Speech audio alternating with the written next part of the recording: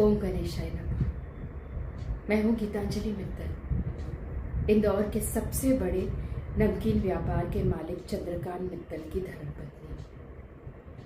कहने को तो मेरे पास सब कुछ है, या ये कहना सही होगा कि सब ज़रूरत से तो बहुत ज़्यादा है, और इसका पूरा श्रेय जाता है मेरे पति को। आखिर उनके दिन रात की मेहनत तो है।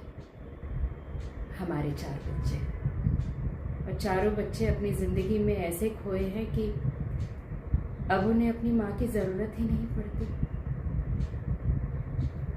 मेरी बड़ी बहू देविका महारानी है वो इस घर की।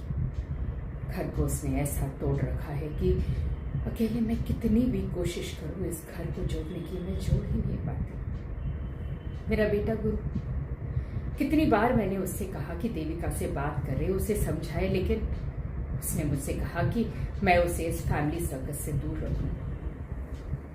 कभी कभी हिम्मत करके मैं इनसे बात करती हूँ कि बच्चों पर थोड़ा ध्यान रखें, लेकिन उनके पास मेरे फालतू बातों के लिए टाइम ही नहीं है। ऐसा मैं नहीं कहती, वो मुझसे कहते हैं कि बहुत फालतू टाइम है तुम्हारे पास गीतांजलि, इसलिए ये सारी बातें सोचती रहती हो। बाहर निकल करके देखो ना कि दुनिया कितनी आगे पहुंच गई है, लेकिन तुम तो अब तक किचन में ही अटकी हो। बिल्कुल सही कहा। जिंदगी के इतने साल बिता दिए कि ना वक्त का पता चला और ना ही खुद का ध्यान रख पाए। लेकिन आप जानते हैं कि तब भी मेरे दिल में एक उम्मीद है। उम्मीद है कि मेरे तीर्थ की शादी होगी ना, तब घर में एक बहुत प्यारी सी बहु नेक दिल की लड़की आएगी और मेरे इस बिखरे टूटे परिवार को वापस से जोड़ देगी। मेरा अखिल है ना, मेरा सबसे छोटा बेटा, पता नहीं किस गलत संगत में पड़ गया है। ना मेरी सुनता है और ना ही मुझसे बात करना पसंद करता है। कुछ बोलूं तो कह देता है कि mom you just stay away, you don't know anything. कभी कभी तो ऐसा लगता है कि इस हाईटेक जमाने में शायद माँ कहीं बहुत पीछे छूट गई है। मेरी छोटी बेटी, जिसकी लाइफस्टाइल मेरी सोच से मैच ही नहीं करती है, इसलिए वो भी मुझसे बहुत दूर रहती है। कहती है कि mom you and your typical सोच। मॉम इतना क्या सोचती हो, ग्रो अप। मैं भी हंस कर कह देती हूँ कि नहीं सोचूंगी।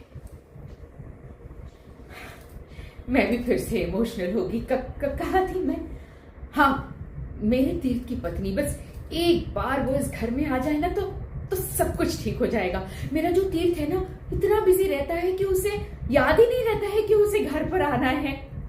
समय से पहले अपने घर आ जाएगा जब शादी हो जाएगी तो।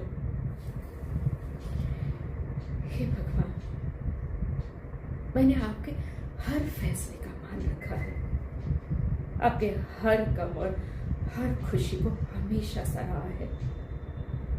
ना कभी शिकायत की और ना ही गुस्सा किया।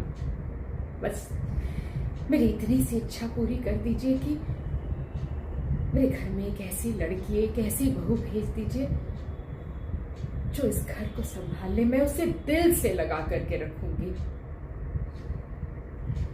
हे प्रभु, आ गई आफत की पुड़िया। न जाने अब कौन सा तूफान लेकर के आई है। कृपा करना गणेश जी, कृपा